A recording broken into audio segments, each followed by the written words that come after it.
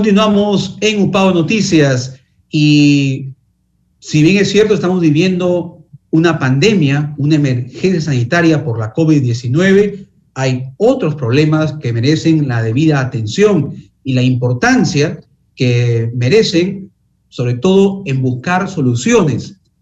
Hace unos días la policía capturó a una persona, a un sujeto, por supuestos actos de violación sexual a menores de edad, con engaños, con una falsa identidad, ofreciéndose como vendedor de luces, ¿no es cierto?, para que estos los jóvenes, que ahora están pues muy motivados a grabar sus vídeos en sus casas, entonces este sujeto citó a una menor de edad a un hotel para venderle las supuestas luces que esta señorita, esta menor de edad requería para sus vídeos.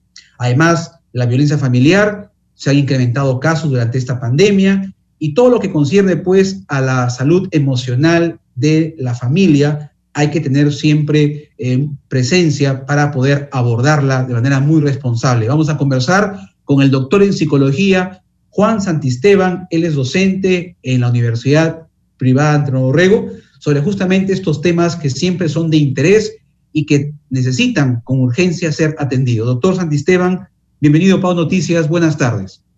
Buenas tardes, gracias por la invitación a UPAO Noticias y encantado de poder colaborar, participar tal vez en este tema, como lo acabas de mencionar, muy importante, ¿no? Sobre la base de cómo se está dando o cómo se está generando, ¿no? Y eso es algo que no podemos dejar pasar como padres y como profesionales también de la salud, que podemos tal vez tratar de un poco conocer o evaluar este tipo de situaciones, ¿no?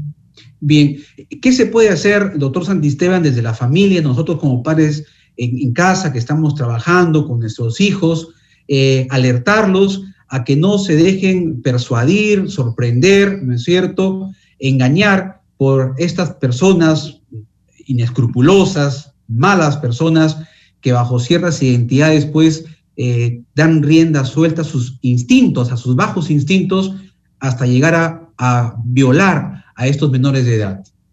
Uh-huh. Bueno, ahí hay dos situaciones que son muy importantes, ¿no?, sobre lo que acabas de precisar. En primer lugar, tal vez entender el comportamiento de estos adolescentes, de estos niños, ¿no?, que fácilmente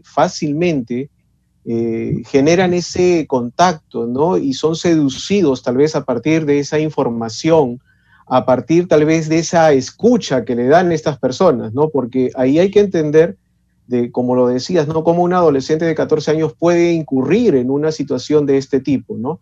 Entonces podemos establecer que este adolescente tal vez carece de una posibilidad de ser reconocido, de ser escuchado, ¿no? Una falta también de toma de decisión, porque eso lleva justamente a tomar este comportamiento como parte de algo que necesita para sentirse tal vez perteneciente, reconocido, ¿no? Y eso ya involucra comunicación. Como acabas de decir, los padres trabajan, los hijos quedan indudablemente a nivel de la casa, y estos medios compensan esos vacíos afectivos, comunicacionales, ¿no?, que muchas personas están muy atentas a llenar, ¿no?, para poder, sobre la base tal vez de sus grandes problemas, sus grandes dificultades, llegar a cometer este tipo de situaciones, ¿no? Entonces ahí hay que establecer ese punto, comunicación, ¿no? Claro.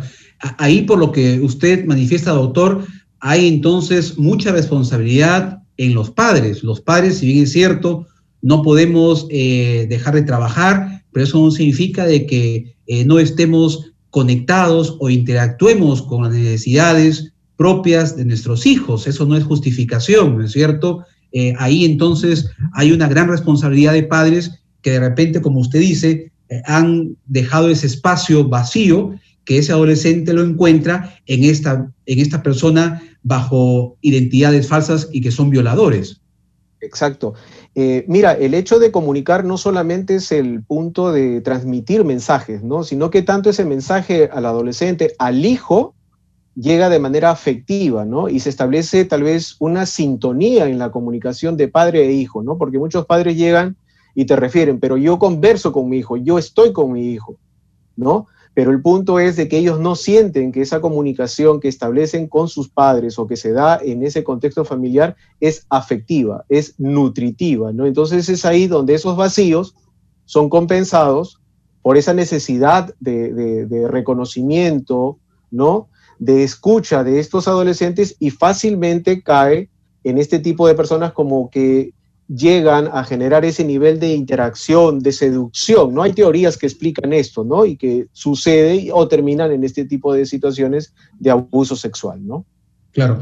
Ahora, usted actualmente trabaja en un programa, ¿verdad?, de centro de atención residencial para niños, adolescentes víctimas de violencia familiar o abandono material, con una amplia experiencia, 24 años, como psicólogo. Doctor Santisteban, en estos últimos tiempos, producto de la pandemia, ¿en cuánto se ha incrementado y qué tan preocupante resultan ahora estas situaciones de problemas sociales, de abandono, de violencia familiar? ¿Qué tanto se han incrementado, repito, a raíz de este confinamiento, de esta pandemia?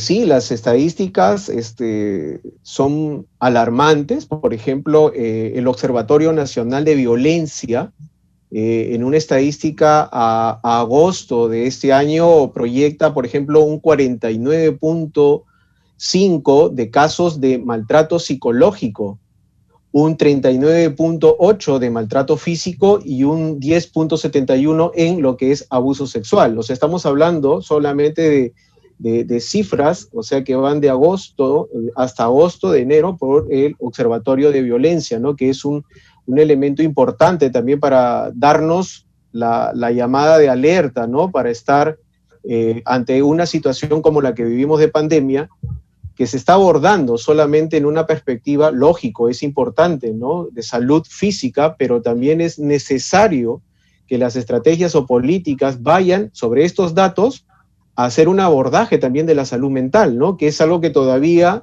no se está asumiendo como una situación que va a ser que ya es producto de todo este proceso y coyuntura social y de salud que vivimos, ¿no? Correcto. ¿Usted trabaja actualmente con cuánta población juvenil, doctor? ¿Cuántas personas son las que usted a diario evalúa, supervisa?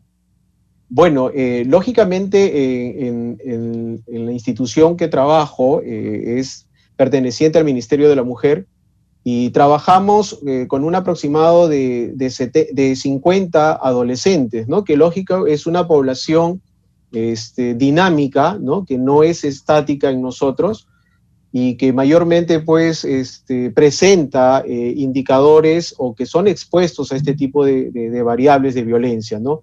Incidiendo mucho, como ya había precisado también la parte del maltrato físico, ¿no? Con un promedio de ingresos de 4 a 5 por mes, pero con una proyección más o menos de un promedio de 50 chicos que trabajamos y lógicamente tratando de reinsertarlos a sociedad nuevamente, ¿no? Pero ese es el número aproximado.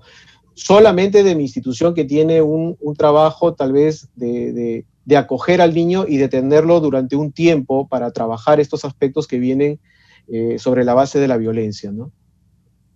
Correcto. Finalmente, doctor Santisteban, siempre hay una gran pregunta. Estos chicos, estos niños que han sido víctimas de violencia familiar, de maltrato físico, psicológico, violaciones, ¿logran superar estos traumas en algún momento de sus vidas o son situaciones ya que van a marcarlos para siempre?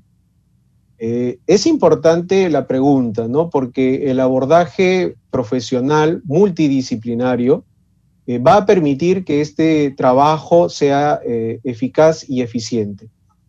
Hay muchos indicadores que, si se asumen sobre la base de esta intervención, sí permite generar cambios en esta población.